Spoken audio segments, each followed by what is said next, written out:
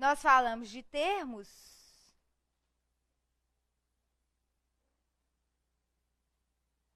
integrantes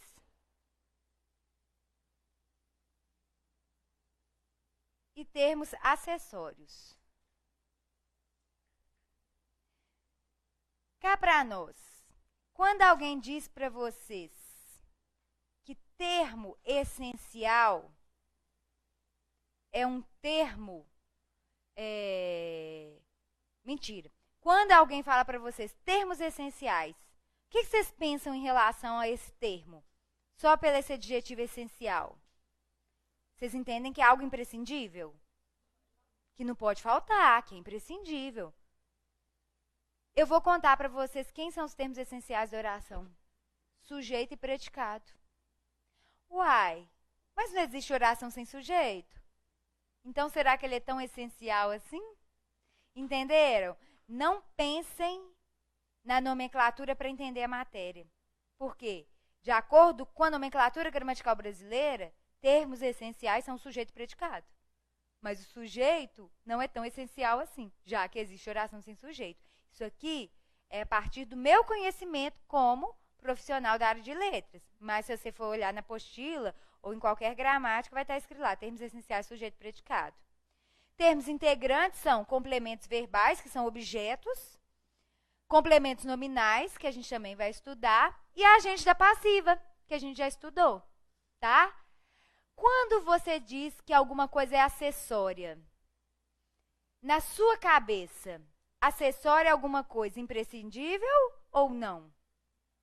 Não é imprescindível, pode faltar uma coisa que é acessório, vocês concordam? Vou comprar acessórios para o meu carro, ou seja, meu carro funciona sem acessórios, mas o acessório pode melhorar.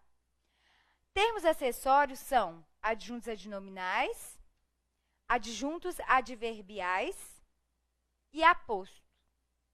Depois a gente vai estudar tudo isso, por isso que, por enquanto, eu não estou escrevendo, só estou falando superficialmente para apresentar a matéria.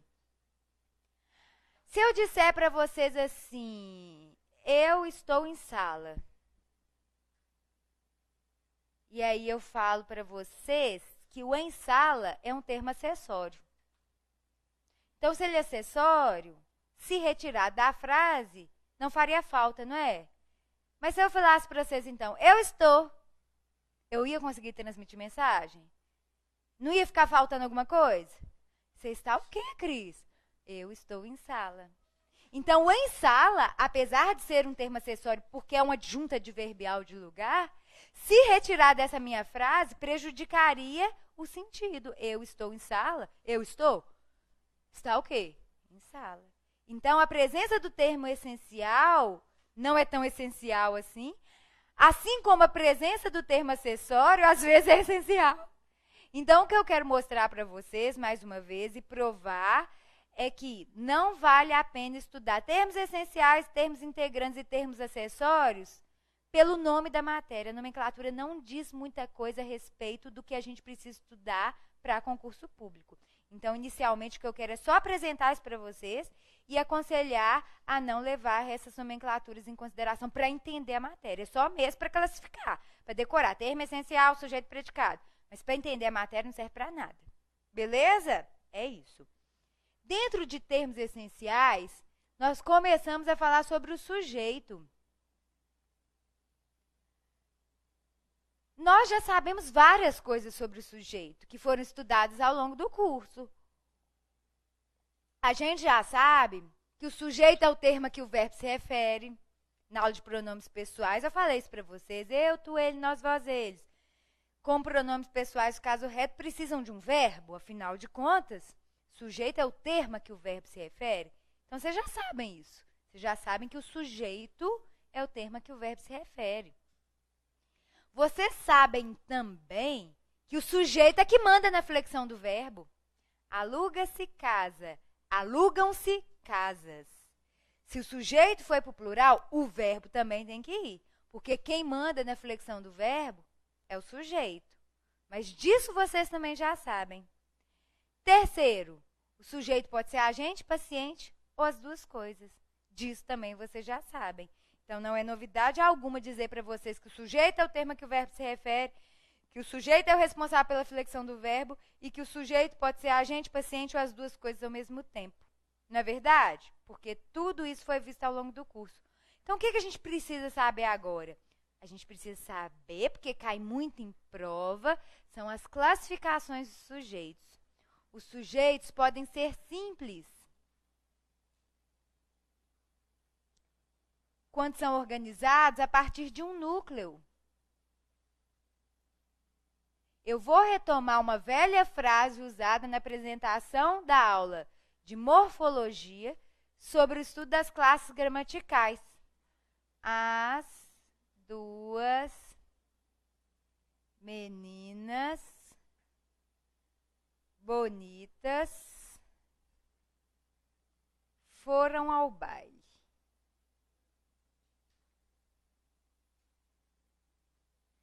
Na primeira aula sobre esse assunto não, na primeira aula em que eu usei essa frase como exemplo, o que eu queria era mostrar para vocês a relação de determinante e determinado, que é exercida pelas classes artigo, numeral, adjetivo, tendo como núcleo o substantivo. Agora, eu vou mostrar essa frase para vocês no aspecto sintático. Por que eu falei naquela aula de morfologia sobre essa relação de determinante e determinado? Porque isso vai clarear vários pontos da matéria, em especial esse aqui. Essa é uma frase, porque é um conjunto de palavras que transmite sentido. Eu posso chegar para a pessoa e falar, as duas meninas bonitas foram ao baile. Eu transmito sentido, então eu tenho uma frase. As duas meninas bonitas foram ao baile.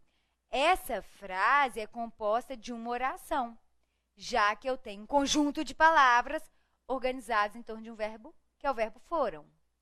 Se essa frase contém uma oração, eu digo que essa oração é absoluta ou que ela é um período simples, tanto faz. Período simples porque tem uma oração só, oração absoluta porque é só ela que está aqui. Então, agora eu vou analisar aquilo que está dentro dessa oração. As relações que são estabelecidas pelos termos. O primeiro passo, então, é encontrar o sujeito.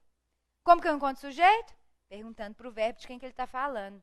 Quem foram ao baile? As duas meninas bonitas. Aí é que vem a dúvida recorrente. Qual é o sujeito? Até que ponto vai o sujeito? O sujeito é meninas, as duas meninas ou as duas meninas bonitas? Eu sempre tinha essa dúvida na escola, eu sempre chutava e errava. E aí eu fui observar que eu só conseguiria saber a análise sintática se eu estudasse a morfologia num tempo próximo ao estudo da sintaxe, que foi aquilo que eu falei para vocês no primeiro dia de aula. A importância de fazer relações entre os conteúdos é tão essencial para o entendimento da língua portuguesa e da norma culta, que aí a gente consegue entender e se perdoar por que na escola a gente não consegue aprender do jeito que a gente aprende depois de adulto, num cursinho. É porque na escola a gente vê tudo picadinho. Você vê pronomes lá na 7ª série, vem estudar isso aqui lá no primeiro ano. Olha quanta água passou debaixo da ponte do 7º ano para o primeiro ano de ensino médio. Então, existe um lapso temporal muito grande, de modo que você tem dificuldade de fazer relação entre os conteúdos. Mas vocês não, vocês fizeram um curso e conseguem resgatar da memória, que não é muito longa e sim recente, muito longa não, muito distante e sim recente, aquilo que vocês viram na aula de determinantes determinados. Quem é o substantivo aqui dessas 4 palavras? Meninas, né? Então tá. O artigo serve para definir o substantivo meninas, com o qual concorda em gênero e número, feminino e plural. O numeral serve para quantificar o substantivo, inclusive concorda com ele em gênero e número, feminino e plural. Bonitas é o adjetivo que qualifica o substantivo, inclusive concorda com ele em gênero e número, feminino e plural. Vocês concordam que, de acordo com aquela aula, o artigo, o numeral e o adjetivo são determinantes do substantivo com o qual concorda em gênero e número? Então, o que faz parte do sujeito? O determinado e os determinantes. Então, tudo isso aqui faz parte do sujeito. O determinado e os determinantes. Tudo que estiver se referindo ao substantivo, para especificá-lo, serve para fazer parte do sujeito como um especificador, como um determinante. Aí você pensa assim, Ah, tá. Então tudo isso faz parte do sujeito? Sim. Só que ele só tem um núcleo, porque ele só tem um substantivo. Por isso que ele é um sujeito simples. Eu não entendi isso na escola, porque eu falava assim, ai meu Deus. A professora me falou que o núcleo é a parte mais importante do sujeito. Só quem sou eu para saber quem é a parte mais importante? Então, provavelmente, na escola, se eu me deparasse com uma frase como essa, com um sujeito com 4 palavras, com certeza eu chutaria que o sujeito é composto, porque eu não sabia olhar quem era núcleo. Porque, para mim, era uma dificuldade muito grande entender o que é substantivo e o que são as outras classes gramaticais, justamente porque a gente estuda esses assuntos em momentos diferentes. Então, aqui eu sei que o sujeito é simples, porque apesar de eu ter 4 palavras que o compõem, uma delas faz o papel de núcleo, que é representado pelo substantivo meninas. Então, apesar de ser longo, ele é simples. Agora, o composto é formado de 2 ou mais núcleos.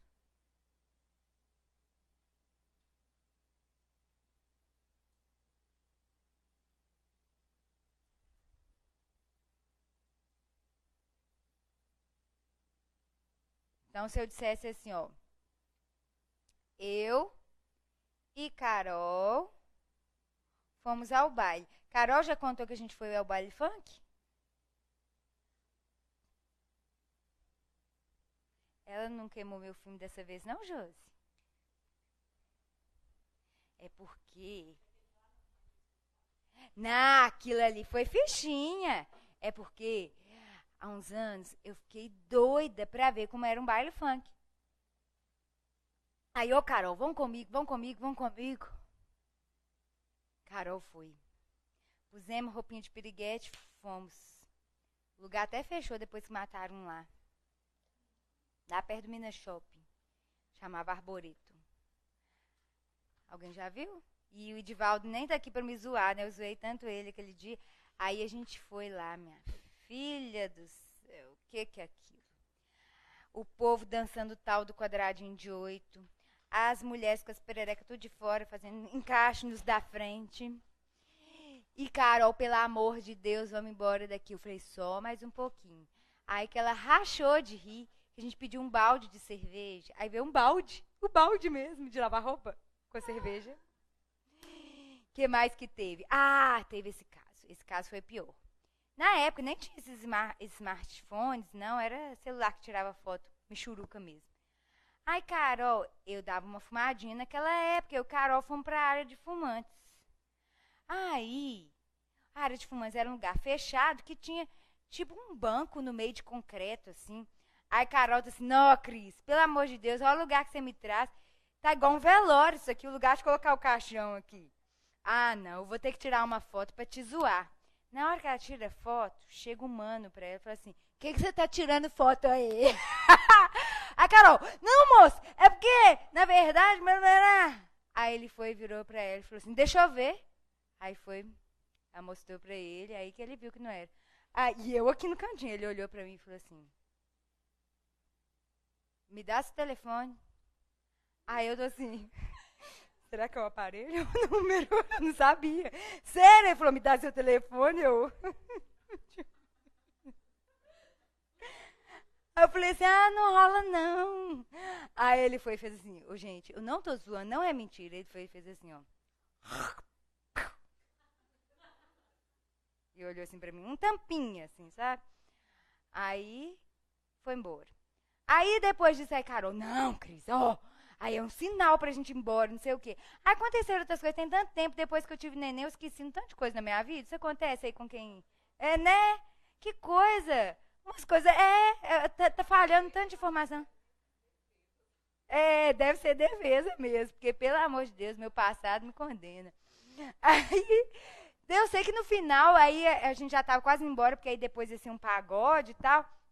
Aí, Carol vira e fala assim, não, Cris, vamos embora. Eu falei, só mais uma cerveja, porque eu não vou deixar a minha ficha desperdiçada, né? Eu já tinha pegado a ficha. Quando eu vou lá, um cara vira pra mim e fala assim, Cris? Aí eu, Orsil? Aí eu, ai, aluno. Aí ele... É porque eu fiz seu curso online no Orville Carneiro, na época do extinto Orville Carneiro, né? Eu nunca imaginei você aqui nesse lugar, que na época, né, eu estava mais em início de carreira, eu ficava mais séria, assim, né? Aí, né, nem imaginava que eu pudesse ir no lugar daquele. Eu lá, Pense, pode, gente. Aí, Carol, não, agora é hora de ir embora. Aí na semana seguinte mataram lá.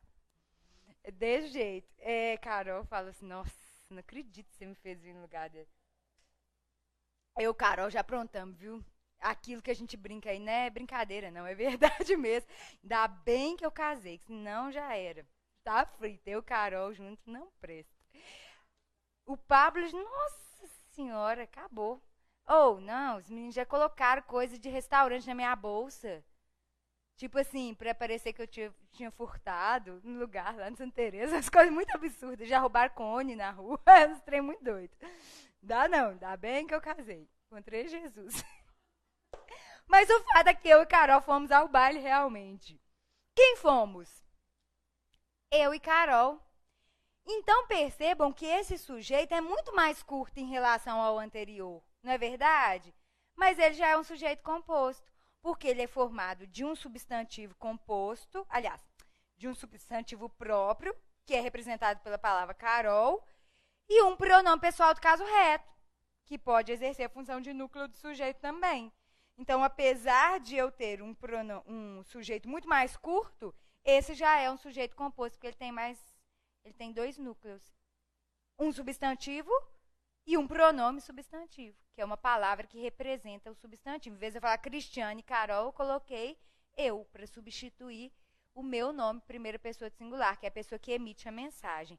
Então, o que pode fazer papel de núcleo? Um substantivo ou uma palavra que esteja representando o substantivo, como um pronome substantivo, uma palavra substantivada. Não é necessariamente o substantivo, né? Alguma palavra que o represente também pode contar como núcleo, tá? Esses dois tipos de sujeitos são determinados e são explícitos, né? Porque a gente olha para a oração e enxerga, né, imediatamente a presença desses sujeitos. Existe um terceiro tipo de sujeito que tem caído muito em prova, que pode receber 3 nomes diferentes. Pode ser chamado de sujeito oculto, elíptico ou desinencial. Eu vou explicar por que esses 3 nomes podem ser usados para esse tipo de sujeito.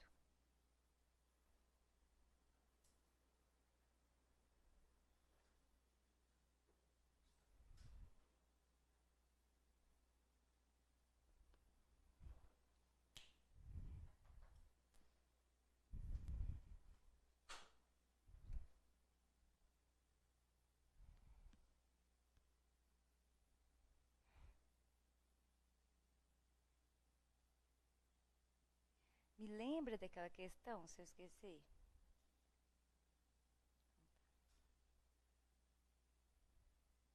Washington, tá difícil aí, hein?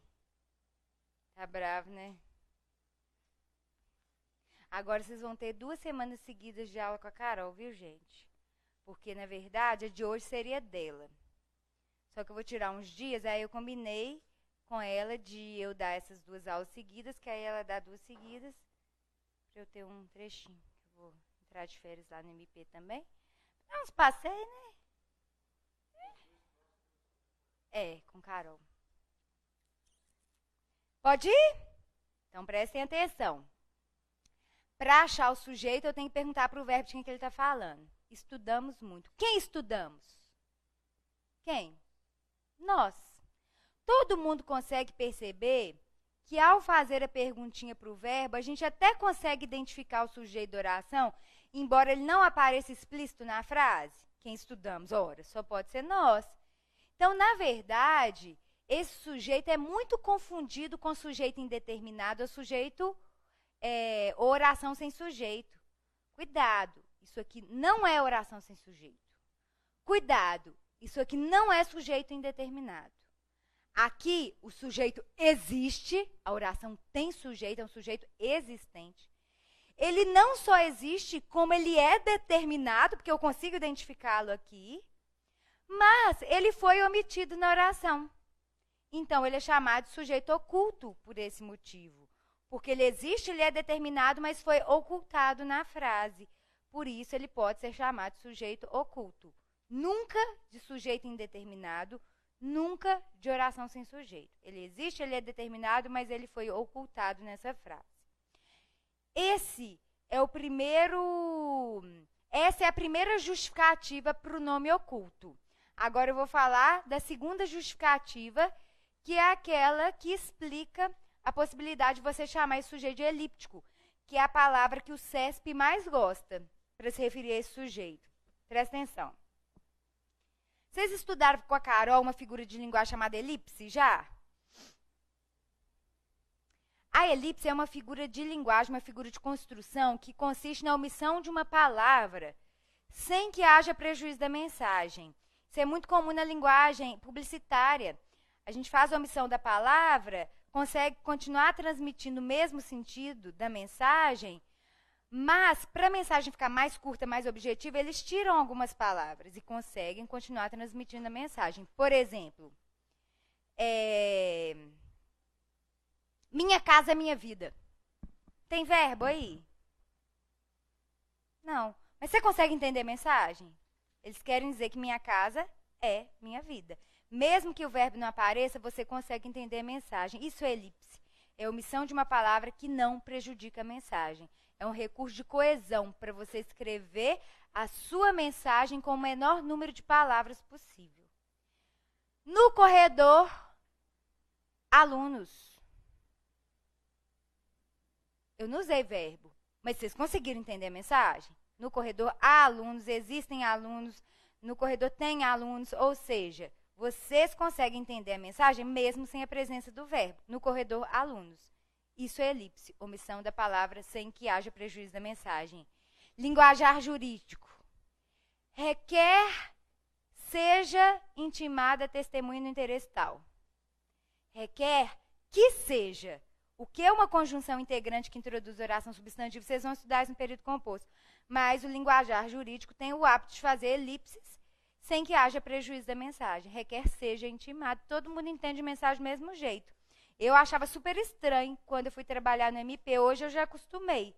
Mas eu acho que as pessoas que não estão acostumadas com esse tipo de elipse acabam vislumbrando a possibilidade de ser um erro. Mas não é um erro, porque elipse é uma figura de linguagem que consiste na omissão de uma palavra. Se não há prejuízo da mensagem, então tudo bem. É um recurso coesivo. Por que eu estou falando tanto de elipse agora, no meio da aula de tipos de sujeito? A elipse não é uma figura de linguagem que consiste na omissão da palavra sem que haja prejuízo? Então tá, vou tirar esse sujeito aqui. Estudamos muito. Nós estudamos muito. Se eu retirar esse sujeito, a frase continua transmitindo a mesma mensagem? Sim. Então, por isso que ele pode ser chamado de sujeito elíptico. É porque, na verdade, ele acontece em forma de elipse. Eu omito o sujeito e não prejudico a mensagem. Todo sujeito elíptico vem de uma elipse. Mas nem toda elipse é do sujeito. A elipse pode acontecer com qualquer palavra da oração, com um verbo, com uma conjunção, tá? Mas o sujeito elíptico acontece quando o verbo é omitido sem prejuízo da mensagem. É só para ficar mais fácil vocês entenderem o porquê desse nome, tá? Terceiro, sujeito desinencial. Esse eu praticamente não vejo caindo em prova, mas, pelo sim, pelo não, já estamos aqui mesmo. Eu contei para vocês que desinência é a parte da matéria que indica... é a parte da palavra que indica como ela está flexionada. O O é a desinência de masculino na palavra menino. O A é a desinência de feminino na palavra menina. O S é desinência de plural na palavra meninos. Nós conhecemos a desinência do Edivaldo, que não está aqui em sala hoje. Oi, Edivaldo! O Edivaldo é o nosso exemplo do pretérito imperfeito do indicativo. Estão lembrados? Ele cantava, dançava, descia, subia. Nha. Vá, ia, nha. São desinências modo-temporais. São partezinhas do verbo que indicam como eles estão flexionados. Então tá, por que esse bendito sujeito pode ser chamado de desinencial? Brincamos, andamos, falamos, amamos, bebemos, saímos, estudamos. Todos esses verbos que eu citei têm o mos. Por quê? Esse mos aqui é uma desinência número pessoal. Ele indica que o verbo está na primeira pessoa do plural. Falamos, brincamos, quem? Nós. Então, esse mos é a partezinha do verbo que me fofoca quem é o sujeito da oração. Então, mesmo quando o sujeito não aparece, eu sei que ele é representado pela primeira pessoa do plural, porque a desinência do verbo já me fofocou isso. Entenderam? Então, o importante é que você saiba a justificativa desses nomes, né, para ficar mais fácil de guardar a informação. Mas em concurso eles usam até assim, implícito, que é um sinônimo de oculto. Mas o CESP, por exemplo, gosta de elíptico. O desinencial não cai muito, mas é bom vocês saberem, porque não é um nome muito comum, vai que cai justamente no concurso de vocês. Então não custa saber. Se eu disser estudei muito, a mesma coisa. Quem estudei? Só pode ser eu. Aqueles casos que a gente estudou também na aula de imperativo, né? Quando a gente descobre cala tu, né? A gente não fala cala tu, a gente fala cala a boca. Então a gente sabe que o tu está ali implícito pela terminação do verbo. Então aqueles são casos também de sujeitos ocultos, porque os sujeitos não aparecem de forma explícita, mas a gente sabe pela terminação do verbo ou pela desinência do verbo quem é o sujeito. Agora, eu falo mais uma vez. Sujeito simples, sujeito composto, sujeito oculto. São 3 tipos de sujeitos existentes, obviamente, e determinados, tá? E isso não pode ser confundido com oração sem sujeito e nem com sujeito indeterminado. Simples, composto e oculto. 3 tipos de sujeitos determinados. Aí veio a gramática e falou assim, não, mas espera aí. Eu preciso criar algumas formas para a pessoa poder indeterminar o sujeito. Então, vamos criar algumas formas para que isso seja possível.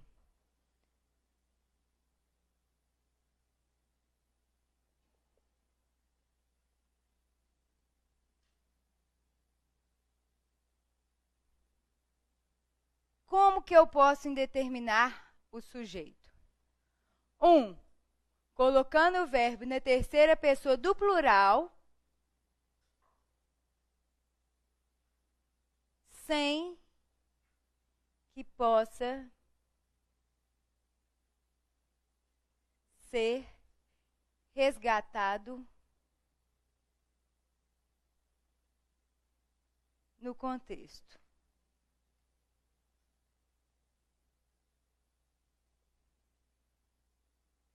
Colocando o verbo invariável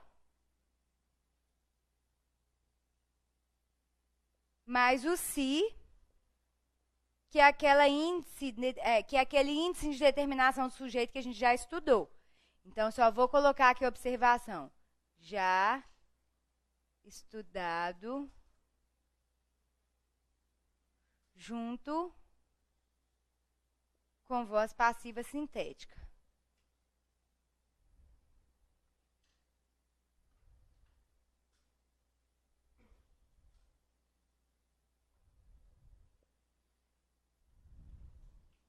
E o terceiro, que eu só vi caindo em prova uma vez, que foi numa prova da IBFC, é colocando o verbo no infinitivo impessoal. Então, a língua portuguesa dá essas 3 maneiras de se determinar o sujeito. Então, tá, vamos colocar o primeiro exemplo.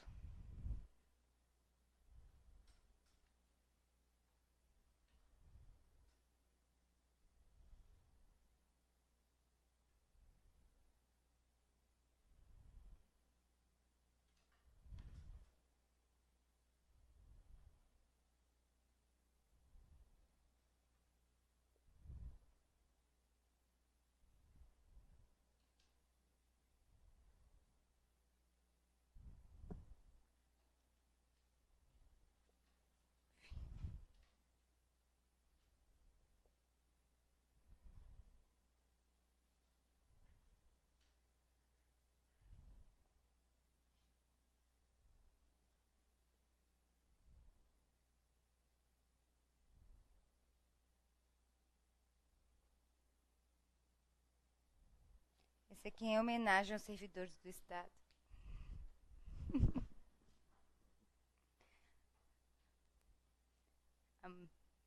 Uma parte, né? Até quando, hein? Não sejam parcelados. Sejam. Pelo menos não foi seja, né, gente? Se fosse seja, vocês podiam me demitir.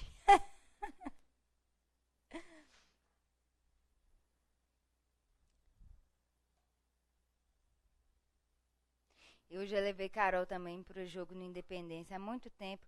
Carol me vem pro jogo de bolsinha desse tamanhozinho. Bolsinha de festa. Tipo bolsinha de festa.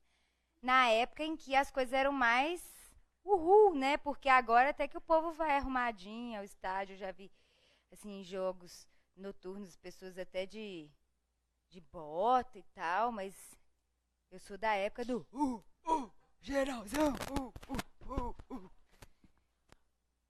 Foi eu que aprontei. Eu já rolei com pivete. Já rolei assim, ó, de rolar mesmo. No Mineirão, antigo Mineirão. Na época, quando a gente ia no banheiro, aí tinha que levantar a porta pra tirar e colocar pra poder fazer xixi. O que mais que eu já fiz no Mineirão? Tem outra coisa que eu fiz também que era interessante de se contar, mas eu... Lacunas.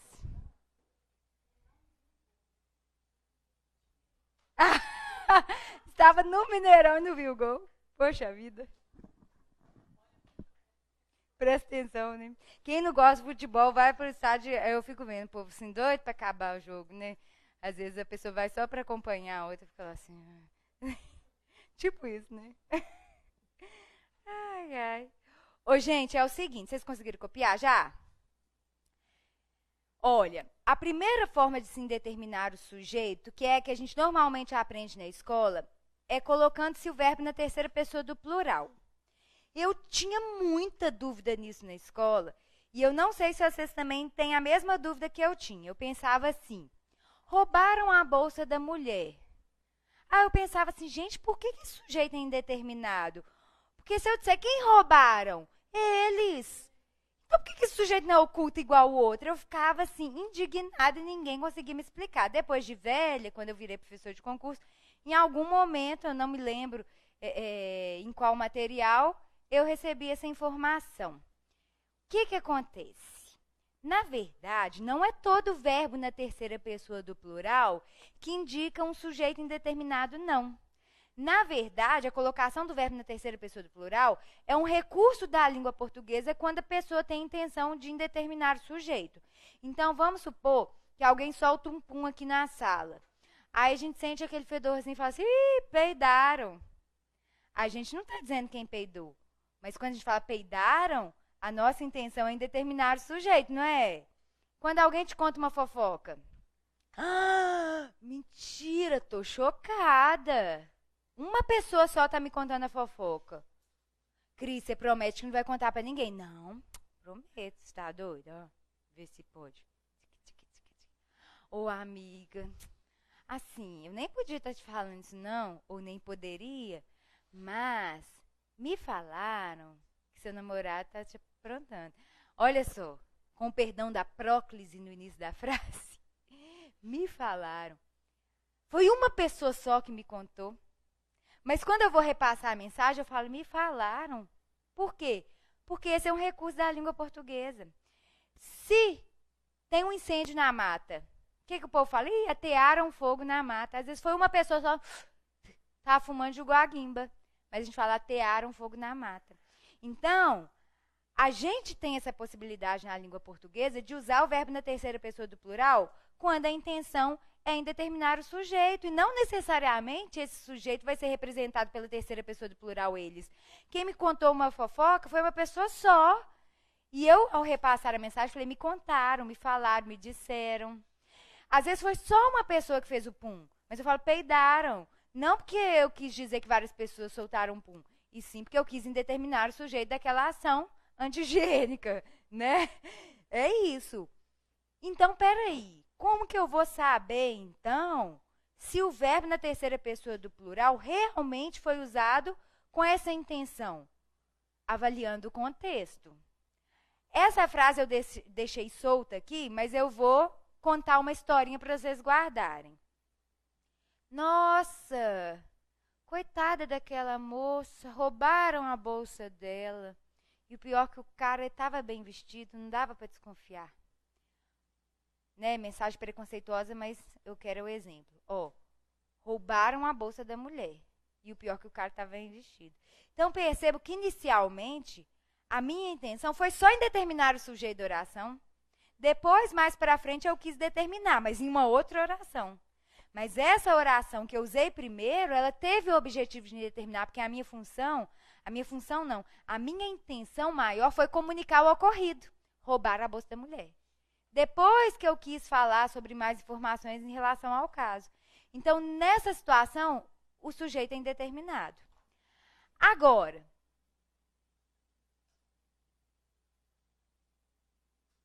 vamos supor que eles grifem lá no texto, o reivindicam e perguntem. Sujeito é indeterminado? Aí você fala assim, ai meu Deus.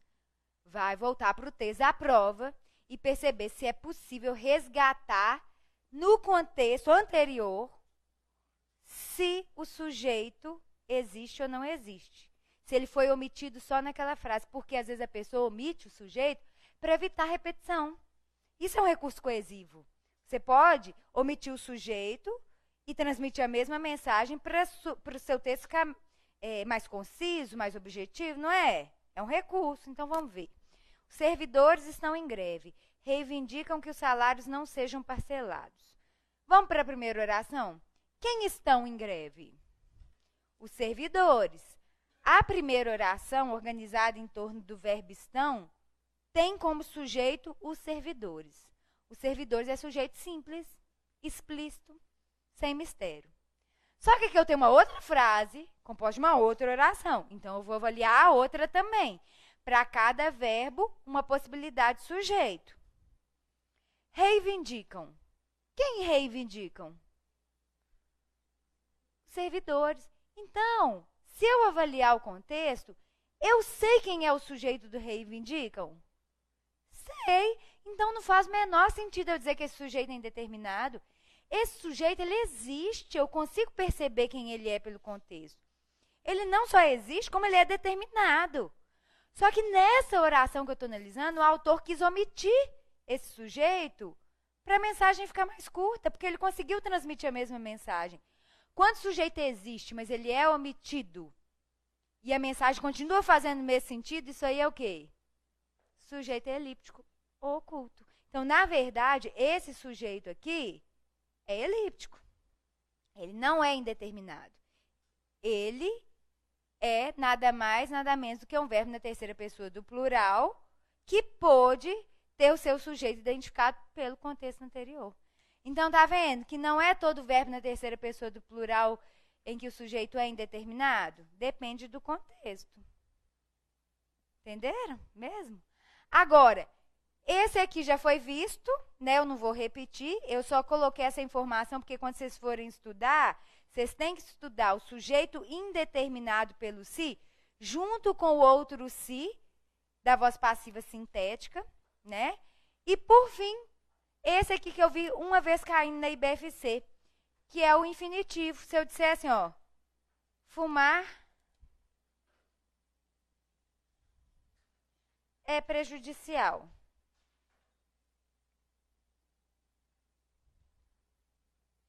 É como se o sujeito desse verbo no infinitivo fosse qualquer pessoa, é indeterminado.